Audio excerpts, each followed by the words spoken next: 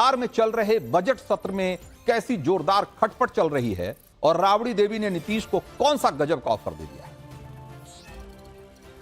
तो आपने वो कहानी तो सुनी ही होगी जिसमें दो बिल्लियों की लड़ाई में बंदर बाजी मार ले जाता था।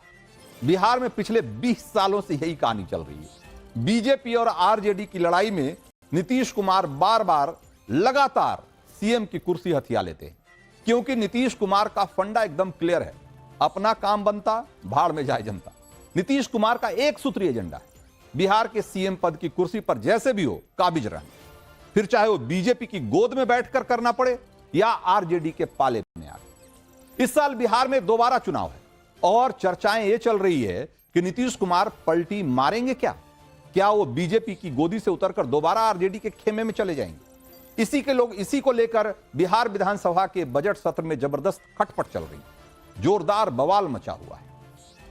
आज सत्र के तीसरे दिन तेजस्वी यादव को जब बोलने का मौका मिला तो वहां सीएम नीतीश कुमार मौजूद नहीं थे, लेकिन तेजस्वी यादव की जुबान पर नीतीश कुमार का ही नाम था और निशाने पर थे बिहार के दोनों उप मुख्यमंत्री सम्राट चौधरी और विजय सिन्हा।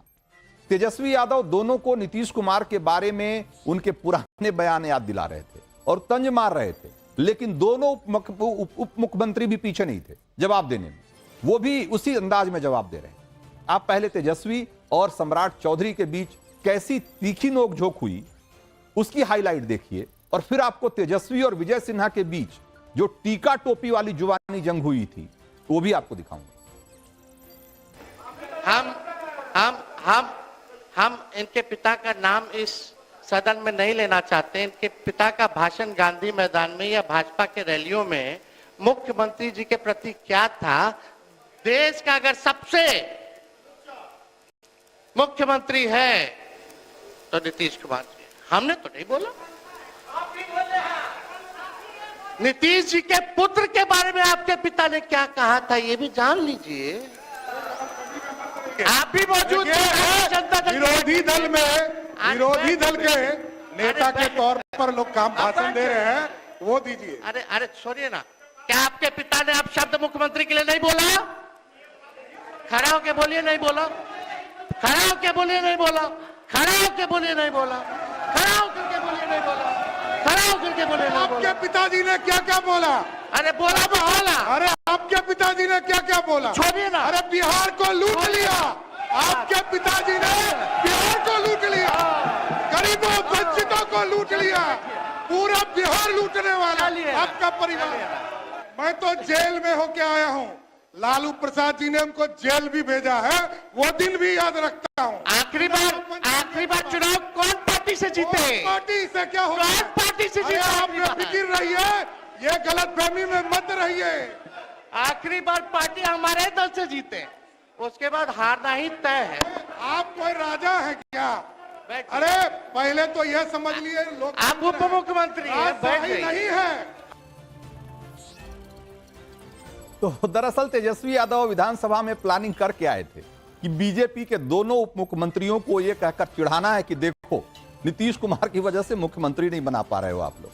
सम्राट चौधरी तेजस्वी यादव के ट्रैप में फंस गए, लेकिन दूसरे डिप्टी सीएम विजय सिन्हा और तेजस्वी यादव के बीच भी खूब कहा सुनी हुई। बात बढ़ते बढ़ते टीका और टोपी पर पहुंच गई। जरा उसकी भी एक झलक देखिए। अटल जी के जन्मदिन पे आपने बोला था ना, अटल जी का सपना तभी साकार होगा जब बिहार में बीजेपी का मुख्यमंत्री होगा। सम्राट चौधरी जी बोलते कि 15 साल और नीतीश जी काम करेंगे। एक डिप्टी सीएम बोले कुछ और दूसरा डिप्टी सीएम बोले कुछ। थोड़ा हो गया, अब थोड़ा तालमेल बना करके चलिए। अध्यक्ष महोदय एक मिनट। नेता प्रतिपक्ष, इनको शायद पूरी चीज को देखें समझें। वो सरदे अटल जी बोले थे कि जंगल राज रजकता हटाना है तो कमल खिलाना है, सुशासन लाना है, एनडीए की सरकार बनानी है और नीतीश कुमार को सुशासन के लिए लाया गया। क्या आपने नहीं बोला था कि भाजपा का सीएम होगा तभी सपना साकार होगा? वीडियो है हमारे पास, सब लोग ने। अरे सदन में झूठ बोलते हैं, सदन में काहे झूठ बोलते हैं? लोकतंत्र का मंदिर है, आप टीका लगाए हैं, सनातनी आदमी, आप झूठ बोलते हैं। अध्यक्ष जी, सनातनी झूठ नहीं झूठ बोलता। बोलने की जिम्मेवारी आपकी है। विजय सिन्हा अपने पार्टी के पक्ष में पार्टी के घर के अंदर बात करती है, बाहर नीतीश कुमार सुशासन स्थापित करने के लिए आए, एनडीए की सरकार बनी अपना समय पर और टीका से इतना नफरत है तो टोपी पहन लीजिए। तो तेजस्वी यादव के निशाने पर दोनों उप मुख्यमंत्री थे, जिनके बीच जुबानी जंग में तेरा पिता मेरा पिता को लेकर खूब बहसबाजी हुई। उसके बाद मुख्यमंत्री नीतीश कुमार ने मोर्चा संभाला। नीतीश कुमार जब बजट पर बोल रहे थे तो तेजस्वी यादव ने टोका। इससे नीतीश कुमार उखड़ गए और उन्होंने तेजस्वी यादव को कैसे जमकर लताड़ा, एक बार वो भी देख। तो पहले क्या था, तुम्हारे पिता को हम ही बनाए थे, वो जब आए थे उस समय नहीं था, ये सब फालतू छोड़ो। अरे थोड़ा जात वाला भी, अरे तुम्हारे जात वाले भी जो जात थे हमको कहते थे काहे के लिए आप कर रहे हैं, तो हमने तो उसी आदमी को बना दिया, बनवाया। तो नीतीश कुमार के तेवर बता रहे हैं कि आरजेडी के साथ जाने का उनका कोई मूड नहीं है और इसे राबड़ी देवी को जवाब के, राबड़ी देवी ने जो आज ऑफर दिया था उसके जवाब के तौर पर भी देखा जा रहा है। क्योंकि आप देखिए कि कल ही बिहार विधानसभा में नेता प्रतिपक्ष राबड़ी देवी ने जेडीयू को ऐसा ऑफर दे दिया था जिसे सुनकर हर कोई चौंक गया। दरअसल जेडीयू एमएलसी भगवान सिंह कुशवाहा ने राबड़ी देवी को यह सलाह दी कि आरजेडी को सदन से बाहर जेडीयू का समर्थन करना चाहिए।